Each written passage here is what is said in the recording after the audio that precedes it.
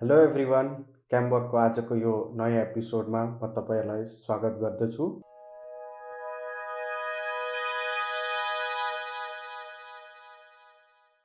आज म तपाईँहरूसँग यस्तो टपिक लिएर आएको छु जसले गर्दा तपाईँको फोटो भिजुअली मोर अपिलिङ हुन्छ। मतलब के हो भने तपाईँको फोटोको माध्यमबाट तपाईँले जे स्टोरी भन्नु चाहनुहुँदैछ त्यो तपाईँको भ्युअरसँग क्लियरली पुग्छ र त्यो हो कम्पोजिसन।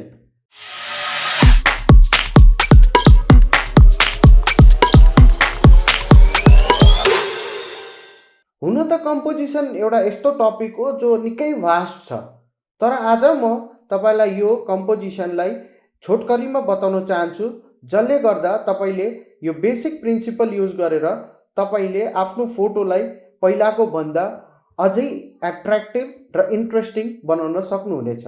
योभन्दा अगाडिको एपिसोडमा मैले तपाईँलाई क्यामेराको टेक्निकलिटीहरूको बारेमा भनेको थिएँ, जस्तो बेसिक कुराहरू जस्तो कि आइएसओ, एपर्चर, सटर स्पिड। अब आज यो कुरामाथि म फोकस गर्दैछु कि तपाईँले एउटा पिक्चरलाई कसरी राम्रोसँग कम्पोज गर्न सक्नुहुन्छ। तपाईँले क्लिक गरेको इमेजबाट तपाईँको भ्युअरले त्यसको मेन सब्जेक्ट के हो र त्यो इमेजले के स्टोरी भन्नु चाहँदैछ त्यो क्लियरली सेग्रिगेट गर्नु सक्नुपर्छ। र आजको टपिक सुरु गर्न अगाडि म तपाईँलाई एउटा सानो आग्रह गर्न चाहन्छु। अगर तपाईँ आज हाम्रो च्यानलमा फर्स्ट टाइम आउनु भएको हो भने काइन्डली हाम्रो च्यानललाई सब्सक्राइब गरिदिनु होला र त्यो बेल बटन दबाउन नबिर्सिनु होला। र भनिन्छ rules are meant to be broken, तर पनि कतिवटा यस्तो बेसिक रुल छ जसलाई फलो गरेर हामीले एउटा पर्फेक्ट इमेज क्लिक गर्न सक्छौँ। क्यामेराको बेसिक सेटिङहरू जस्तो कि आइएसओ, एपर्चर र सटर स्पिड मिलाएर एउटा ख्याचक्क फोटो खिच्दा मात्रै त्यो एउटा पर्फेक्ट फोटोग्राफ हुन सक्दैन। त्यसलाई पर्फेक्ट बनाउनुको लागि हामीले यो कतिवटा यो basic set of rule follow गर्नुपर्छ, जसले गर्दा तपाईँले त्यो फोटोलाई भिजुअली अपिलिङ बनाउन सक्नुहुन्छ र तपाईँले जुन चाहिँ स्टोरी त्यो फोटोको माध्यमबाट आफ्नो दर्शकलाई देखाउन चाहनुहुन्छ त्यो कुरा पनि क्लियरली देखाउन सक्नुहुनेछ। र यो कतिवटा बेसिक सेट अफ रुलहरू छ, जसमा पहिलो रुल हो रुल अफ थर्ड।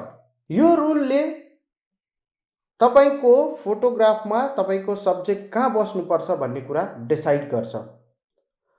एउटा जो सुरुवातमा फोटोग्राफी गर्नुहुनेछ उहाँहरूले प्रथम गल्ती जुन चाहिँ गर्नुहुन्छ त्यो हो आफ्नो सब्जेक्टलाई फ्रेमको बिचमा राखेर। र त्यसले गर्दा के हुन्छ भने तपाईँको जुन चाहिँ फोटोको ग्राभिटी या स्टोरी टेलिङ क्यापेबिलिटी हुन्छ त्यो घटेर जान्छ। रुल अफ थर्डले के भन्छ भने अगर हामीले आफ्नो क्यामेराको स्क्रिनलाई 9वटा इक्वल भागमा डिभाइड गऱ्यौँ र त्यो 9वटा भागमा 4वटा इन्टरसेक्सन पोइन्ट हुन्छ, मतलब 4वटा जग्गामा त्यो लाइन यसरी काटिएको हुन्छ। र रुल अफ थर्डको अनुसार हामीले जहिले फोटो खिच्दा त्यो जुन चाहिँ लाइन काटिएको हुन्छ, जहाँ दुईवटा लाइन इन्टरसेक्ट हुन्छ त्यो जग्गामा सब्जेक्टलाई प्लेस गर्नुपर्छ। यसले गर्दा के हुन्छ भने तपाईँको फ्रेममा तपाईँको मेन सब्जेक्ट डिस्टिङ्क्टली भिजिबल हुन्छ, जसले गर्दा तपाईँको फोटो भिजुअली अपिलिङ हुन्छ। र यो रुल अफ थर्डलाई सजिलो पाराले बुझाउनुको लागि म तपाईँलाई मेरो इक्जाम्पल दिँदैछु।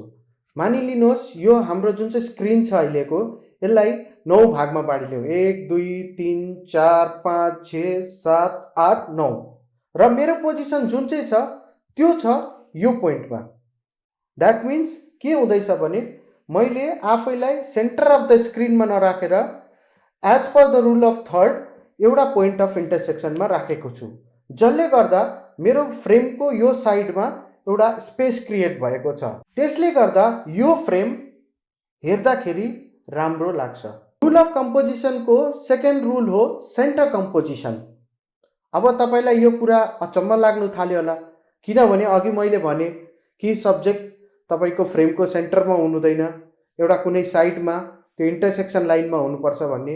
तर यहाँ के छ भने जुन चाहिँ मैले तपाईँलाई यो रुल बताउँदैछु यो कस्तो खालको जग्गामा अप्लाई हुन्छ भने जहाँ चाहिँ तपाईँको लाइन्सहरू र सिमेट्रीहरू पुरा हुन्छ तपाईँको फ्रेममा, त्यतिखेर यो रुल अप्लाई हुन्छ। फर इक्जाम्पल मानिलिउँ तपाईँले एउटा कुनै सब्जेक्टलाई एउटा ठुलो मोनुमेन्ट्सको अगाडि राखेर क्लिक गर्नुहुँदैछ, त्यतिखेर के हुन्छ भने तपाईको सब्जेक्ट सेन्टर अफ द फ्रेममा छ भने त्यो हेर्दा राम्रो लाग्छ। यो रुल अफ कम्पोजिसन कहाँ युज हुन्छ भने जब तपाईको फ्रेम पुरा वाइड छ र एउटा कुनै सिमेट्री मेन्टेन गर्छ। अब सिमेट्री भन्नाले के बुझिन्छ भने त्यहाँ स्ट्रेट लाइन्स या कुनै पनि फर्म अफ लाइन्स हुन्छ या कर्व्स हुन्छ जो चाहिँ एकदम युनिफर्म हुन्छ। यतिखेर यो टाइप अफ कम्पोजिसन युज हुन्छ। म तपाईलाई यो कुरा बुझाउनको लागि एउटा सिम्पल इक्जाम्पल दिँदैछु। मानिलिनुहोस् तपाईको एउटा फ्रेम छ जसमा एउटा रोड छ र त्यसको दुई साइडमा जङ्गल छ। यतिखेर के गर्छौँ भने हामीले सब्जेक्टलाई रोडको सेन्टरमा राख्छौँ, जसले गर्दा सब्जेक्ट पनि क्लियरली भिजिबल हुन्छ फ्रेममा र जुन चाहिँ तपाईको सिमेट्री छ वरिपरिको त्यो पनि हेर्दा भिजुअली अपिलिङ हुन्छ। अझै अर्को इक्जाम्पल हो यसको। सपोज मानिलिनुहोस् तपाईले एउटा लेकमा कुनै पनि त्यसको लेकको माथिको रुख या कुनै पनि अब्जेक्टको रिफ्लेक्सन लिनु हुँदैछ भने पनि तपाईले यो रुल अप्लाई गर्नुपर्छ र यो फर्म अफ कम्पोजिसन या यो रुल अफ कम्पोजिसनमा तपाईले फ्रेममा ब्यालेन्स रूपमा सब्जेक्टको माथि र तल स्पेस छोडेको हुनुपर्छ।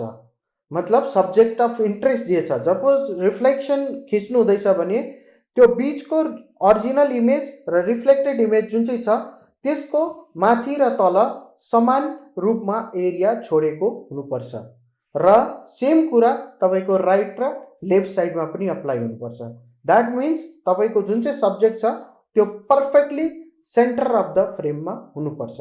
र कम्पोजिसनको अर्को इम्पोर्टेन्ट रुल हो लिडिङ लाइन्स। अब यहाँ जस्तो नामले बताउँदैछ लिडिङ लाइन्स भनेपछि यसमा लाइन इन्भल्भ हुन्छ। अब लिडिङ लाइन कस्तो हुन्छ भने जब कुनै स्ट्रेट लाइन एउटा तपाईको गएर एउटा कुनै पोइन्टमा मिल्छ या तपाईको सब्जेक्टसँग गएर मिल्छ भने त्यसलाई लिडिङ लाइन्स भनिन्छ। अब यसमा के हुन्छ भने त्यो लाइनको माध्यमबाट तपाईले आफ्नो भ्युअरको आँखा तपाईको मेन सब्जेक्टसम्म पुर्याउन सक्नुहुन्छ। र यो रुलको कम्प्लिकेसन के हुन्छ भने यहाँ हामीले जान्नुपर्ने कुरा के छ भने यो लाइन्स जहिले स्ट्रेटै हुन्छ भन्ने छैन। कोही बेला कर्भ लाइनहरूले पनि लिडिङ लाइन्स फर्म गर्छ र तपाईको एज अ फोटोग्राफर काम के हुन्छ भने त्यो पहिला जग्गालाई राम्रोसँग एनालाइज गरेर र त्यो कस्तो प्रकारको लाइन हो र तपाईको सब्जेक्टलाई कहाँ प्लेस गर्दाखेरि त्यो लाइनको माध्यमबाट त्यो सब्जेक्ट अझै निख्रेर आउँछ भन्ने कुरा बुझेर मात्र तपाईले फ्रेमिङ गरेर क्लिक गर्नुपर्छ। म तपाईलाई यो कुरालाई बुझाउनको लागि एउटा सिम्पल इक्जाम्पल दिन चाहन्छु।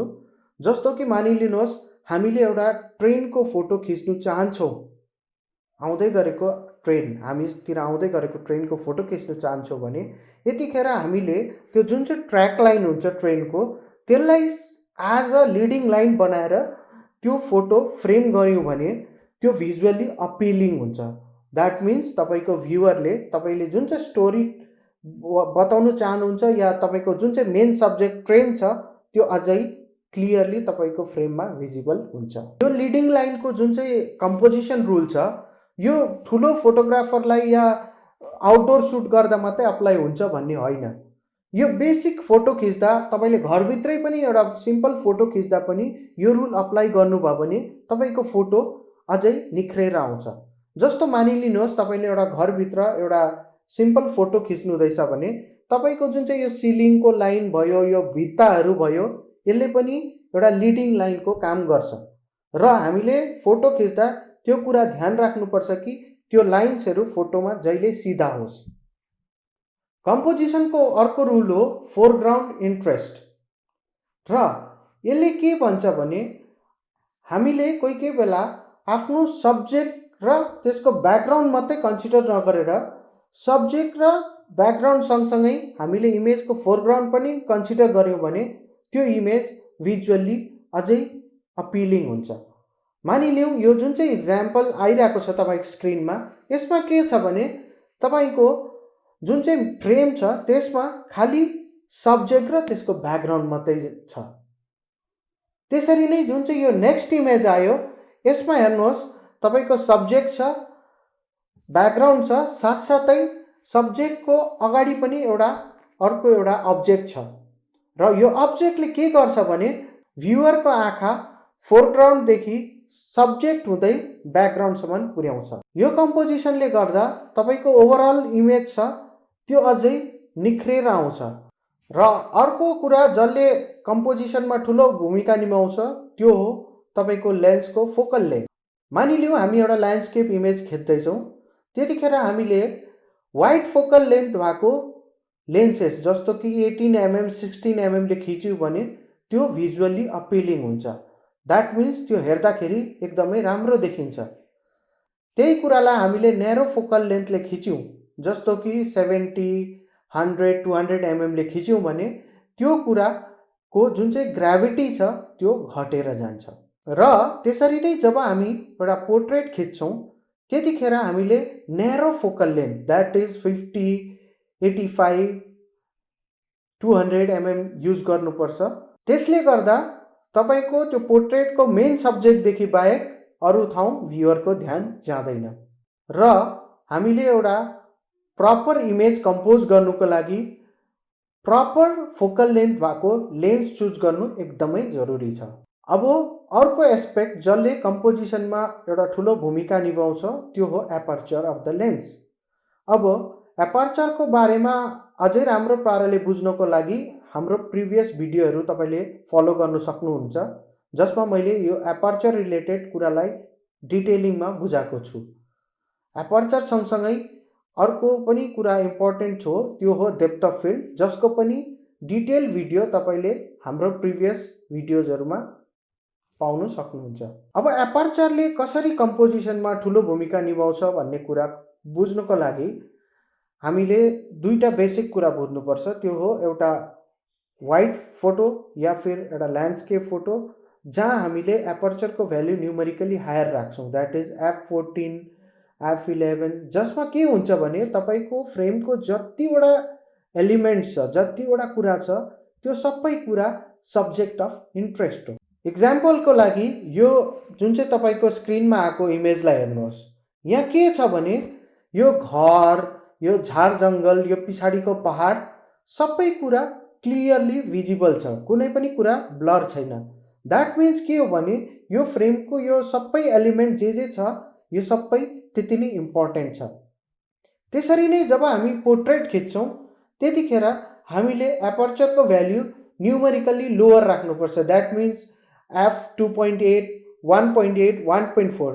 त्यसले गर्दा के हुन्छ भने तपाईँको जुन चाहिँ मेन सब्जेक्ट अफ इन्ट्रेस्ट छ त्यो क्लियरली भिजिबल हुन्छ र त्यसको फोरग्राउन्ड र ब्याकग्राउन्ड ब्लर हुन्छ। जस्तो कि मानिलिनुहोस् यो इक्जाम्पल, यसमा जब हामीले एपर्चरको भ्याल्यु हायर राख्यौँ, न्युमेरिकल्ली हायर राख्यौँ, द्याट इज f11, 14, त्यतिखेर के भएको छ भने तपाईँको सब्जेक्ट जुन चाहिँ छ मेन सब्जेक्ट त्यो सँगसँगै त्यो ब्याकग्राउन्ड पनि त्यति नै फोकसमा छ, जसले गर्दा यो मेन सब्जेक्ट जुन चाहिँ छ फ्रेमको त्यसबाट तपाईँको ध्यान भट्किँदैछ। र यो जुन चाहिँ सेकेन्ड इमेज छ यसमा हेर्नुहोस् के छ भने यहाँ जुन चाहिँ सब्जेक्ट छ त्यो क्लियरली फोकस छ र सब्जेक्टको फोरग्राउन्ड र ब्याकग्राउन्ड जुन चाहिँ छ त्यो ब्लर छ, जसले गर्दा एउटा भ्युअरको एटेन्सन तपाईँको मेन सब्जेक्टमा बसिरहन्छ। त्यसलाई ब्याकग्राउन्ड र फोरग्राउन्डले डिस्ट्र्याक्ट गर्नु सक्दैन। हरेक रुलको एक्सेप्सन्स हुन्छ। त्यसरी नै यो जुन चाहिँ मैले अघि भने कि पोर्ट्रेट खिच्नुको लागि एपर्चरको न्युमेरिकली भ्याल्यु लोवर हुनुपर्छ भन्ने पनि होइन। कतिवटा जग्गामा के हुन्छ भने तपाईँको त्यो सब्जेक्ट एज वेल एज तपाईँको ब्याकग्राउन्डले पनि इम्पोर्टेन्ट रोल खेल्नु सक्ने हुन्छ र त्यो सिचुएसनमा हामीले एपर्चरको भ्याल्यु न्युमेरिकली हाई पनि युज गर्छौँ। र अर्को रुल अफ कम्पोजिसनमा के डिफाइन गरेको छ भने हामीले जब एउटा ल्यान्डस्केप फोटो या वाइड एङ्गल पिक्चर खिच्दैछौँ भने त्यतिखेर हामीले कुनै ह्युमन एलिमेन्ट या कुनै अरू प्रकारको एलिमेन्टलाई इन्क्लुड गर्यौँ भने त्यसको फोटोको ग्राभिटी अझै बढेर जान्छ। जस्तो कि मानिलिनुहोस् यहाँ एउटा जुन चाहिँ फोटो आइरहेको छ यसमा पहिला कुनै एलिमेन्ट एक्स्ट्रा एलिमेन्ट छैन नेचुरल कुरादेखि बाहेक, र अगर हामीले यसमा ह्युमन एलिमेन्ट या अरू कुनै एलिमेन्ट एड गर्यौँ भने के हुन्छ भने यसको ग्राभिटी बढेर जान्छ। द्याट मिन्स के हुन्छ भने हामीलाई थाहा छ कि एउटा ह्युमनको साइज कति हुन्छ र त्यो साइजको आधारमा हामीले त्यो जुन चाहिँ फ्रेममा टोटल जुन चाहिँ ल्यान्डस्केप देख्दैछ त्यसको साइजको अन्दाजा लगाउन सक्छौँ। यसले गर्दा के हुन्छ भने तपाईँको फोटोले जुन चाहिँ स्टोरी बताउनु खोज्दैछ त्यो अझै एउटा भ्युअरमा क्लियर भएर जान्छ। र कम्पोजिसनको अर्को एउटा इम्पोर्टेन्ट एस्पेक्ट या रुल भनौँ त्यो हो पर्सपेक्टिभ। पर्सपेक्टिभ भन्नाले के बुझिन्छ भने तपाईँ र तपाईँको सब्जेक्टको जुन चाहिँ प्लेसमेन्ट छ त्यो कस्तो छ। भनिन्छ आई लेभलमा जुन चाहिँ फोटो खिचेको छ त्यो बेस्ट कम्पोजिसन हो भनेर। तर हामी मान्छे जातिको के छ भने जुन कुरा युजुअलदेखि अलिकति बाहिरको छ त्यो नै हामीलाई भिजुअली अपिलिङ लाग्छ। फर इक्जाम्पल मानिलिउँ हाम्रो वरिपरि काग त जहिले घुमिरहेकै हुन्छ र हामी काग देख्दाखेरि अचम्म पनि मान्दैनौँ। त्यही जग्गामा अगर हाम्रो घर वरिपरि मुजुर घुम्न थाल्यो या कुनै यस्तो पक्षी घुम्न थाल्यो जो हामी रेगुलरली देख्दैनौँ भने त्यो कुरा हामीलाई आश्चर्य लाग्छ र हेर्न मजा आउँछ। र त्यसरी नै हामीले फोटो खिच्दा पनि आई लेभलभन्दा माथि या तलबाट खिचिएको फोटोहरू भिजुअली अपिलिङ लाग्छ। तर यहाँ ध्यान दिनुपर्ने कुरा के छ भने हामीले आइदर लोवर या अप्पर एङ्गलबाट खिच्दाखेरि त्यो सब्जेक्टको ब्याकग्राउन्डमा कस्तो सिमेट्री या फ्रेम छ त्यो बुझ्नु जरुरी छ। अगर माथिबाट खिच्दा तपाईँको सब्जेक्टको मुनि त्यहाँ कुनै ज्योमेट्री सेप्सहरू फर्म हुँदैछ भने त्यो भिजुअली अझै अपिलिङ हुन्छ। र फोटोको पर्सपेक्टिभ सेट गर्दाखेरि हामीले यो सबै कुराहरूलाई ध्यानमा लिनुपर्छ। अहिलेसम्म जतिवटा कुरा मैले डिस्कस गरेँ त्यो थियो कम्पोजिसनको एउटा प्रपर रुल। अब यहाँ कतिवटा पोइन्ट अरू पनि छ जसले गर्दा तपाईँको कम्पोजिसन अझै राम्रो भएर जानेछ।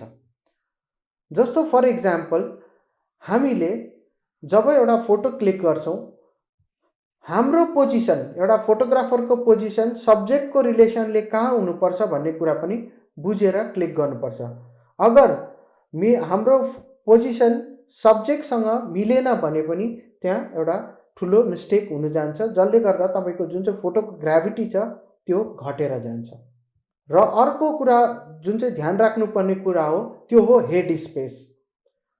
जहिले पनि हामीले पोर्ट्रेट खिच्दा होस् या कुनै अरू फर्म अफ फोटोग्राफी गर्दैछौँ भने त्यतिखेर हामीले यो कुरालाई एकदमै ध्यानमा राख्नुपर्छ कि हाम्रो सब्जेक्टदेखि माथि मेन सब्जेक्टदेखि माथि एउटा सर्टन स्पेस खाली हुनुपर्छ जसले गर्दा त्यो फोटोग्राफ एउटा पर्फेक्ट हुन जान्छ। र अर्को कुरा जुन चाहिँ हामीले ध्यान राख्नुपर्ने कुरा हो त्यो हो तपाईँको सब्जेक्टले कता फेस गर्दैछ फ्रेममा। मानिलिउँ म यो फ्रेममा यता फेस गर्दैछु भने हामीले जहिले पनि फ्रेमको यो पार्टमा स्पेस राख्नुपर्छ। त्यसरी नै अगर मैले यता फेस गरेको छु भने मेरो यो पार्टमा स्पेस राखेको हुनुपर्छ। यो सब कुरालाई हामीले ध्यानमा राखेर हाम्रो इमेज क्लिक गर्यौँ भने हामीले एउटा भिजुअली अपिलिङ र तपाईँको श्रोतालाई हेर्दाखेरि राम्रो लाग्ने इमेज बनाउन सक्छौँ। र यति भन्दै आजको हाम्रो यो क्याम्बकको एपिसोड म यहीँ समाप्त गर्न चाहन्छु। जानभन्दा अगाडि म तपाईँलाई एउटा सानो रिक्वेस्ट गर्न चाहन्छु, काइन्डली हाम्रो च्यानललाई सब्सक्राइब गरिदिनु होला जसले गर्दा फ्युचरमा पनि हामी यस्तो भिडियो बनाउन प्रोत्साहित हुन्छौँ। र आजको टपिकमा कुनै कुरा तपाईँले बुझ्नु भएन या क्लियर भएन भने त्यो कुरालाई काइन्डली हाम्रो तल कमेन्ट बक्समा मेन्सन गरिदिनु होला ताकि म फ्युचर एपिसोडमा त्यो कुरालाई तपाईँलाई अझै क्लियरली बुझाउन सकौँ। धन्यवाद।